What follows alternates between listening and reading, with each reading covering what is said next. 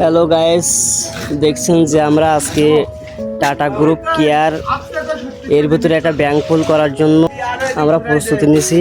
Transformer উপরে উঠবে, আল্লাহর নাম করে 37.5 একটা উঠাইছি, আর একটা উঠানোর জন্য প্রস্তুতি চলছে।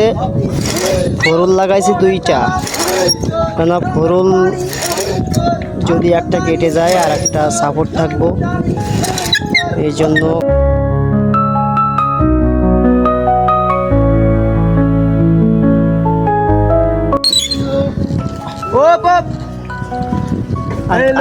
লোডে কার তো হাত ছড়া।